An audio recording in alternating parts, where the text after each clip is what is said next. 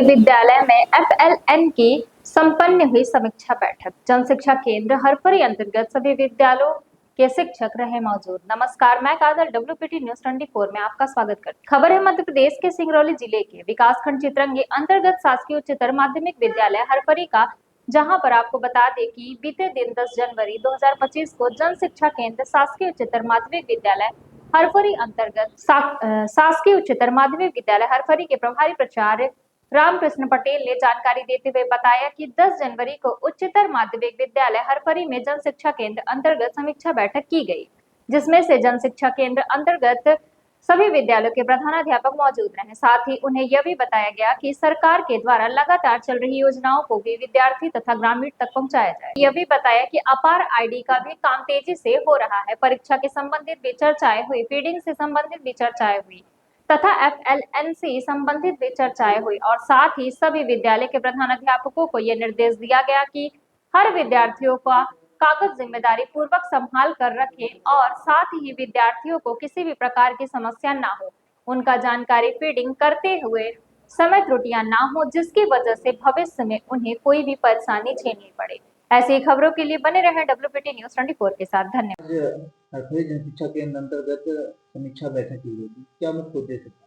इसका वर्तमान में शासन की कई जन कल्याणकारी योजनाएं चल रही हैं, जिसमें से अपार ID और ये कक्षा 5वीं 8वीं वार्षिक परीक्षा का रजिस्ट्रेशन, पिछले वर्ष में जो बच्चे दर्ज थे ड्रॉप बॉक्स के संबंध में, वार्षिक परीक्षा फल 2021 से 24 तक के संबंध में, और परीक्षा पे चर्चा जो कि हमारे प्रधानमंत्री महोदय का एक अत्यंत महत्वाकांक्षी योजना है, उसमें सबको जोड़ने के लिए उस पर, और मध्याह्न भोजन का SMS, हमारे यहाँ मध्याह्न भोजन का जो बच्चों को दिया जाता है प्रतिदिन का SMS जिला पंचायत को दिया जाता है एक ऐप के माध्यम से, उसमें SMS प्रतिदिन सभी लोग करें, इसके संबंध में बैठक का आयोजन किया गया था। समीक्षा बैठक में जो तिवारी जी के द्वारा आप लोगों को निर्देशित किया गया है, उस पर समय से काम करिए। जैसे FLN मेला हो गया, अपार ID में भी हम बहुत पीछे हैं, और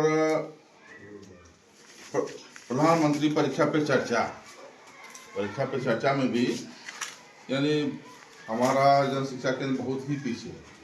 तो कक्षा 6 से 8 तक के बच्चों के लिए सब कोई परीक्षा पे चर्चा स्वयं पंजीयन कराइए और छात्रों का भी पंजीयन करिए। जो छात्र हैं उनसे आप लिखित में प्रश्न ले लीजिए कि प्रधानमंत्री से वो क्या प्रश्न पूछना चाहता है, तब पंजीयन कराइए। और जहाँ तक आप दुबे जी बता रहे थे कि 500 शब्द नहीं, थोड़ा सा ही उसको फिलअप कर देंगे तो भी वो पंजीयन हो जाता है। और FLN मेला वाला जो कार्यक्रम चल रहा है, जैसे आप लोगों को कार्ड मिला है, तो ये नहीं कि घर में रखे हैं हम, बच्चों को अनिवार्यतः बांटिए और भरवाइए। समय से सभी काम कीजिए, तभी देखिए हम लोग लोक सेवक हैं, शासन का जवाबदारी हम लोगों के ऊपर बहुत बड़ी है। और यदि काम नहीं करेंगे तो निश्चित तौर पर, जैसे कल मीटिंग में बताया गया है कि हम लोग यदि बच्चे ही नहीं रहेंगे तो शिक्षक का क्या आवश्यकता है।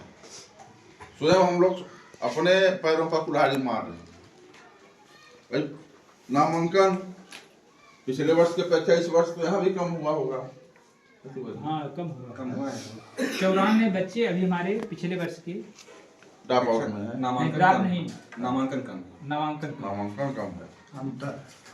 तो भाई हम तो ये कहते हैं कि आप लोग छोटे से एरिया के हैं भाई, कितना आपके विद्यालय का एरिया होगा, 100 घर, 50 घर, 60 घर, तो उनको अच्छे ढंग से सर्वे करके एडमिशन कराइए ना भाई। ठीक है, स्वाभाविक है 2-4 बच्चे मान लीजिए पढ़ाई करके बाहर चले गए होंगे, 1-2 बच्चे शायद इस दुनिया में न हों, लेकिन प्रतिवर्ष नामांकन घटना अच्छी स्थिति नहीं है भाई। इससे क्या साबित होता है कि हम लोग सही ढंग से काम ही नहीं कर रहे हैं।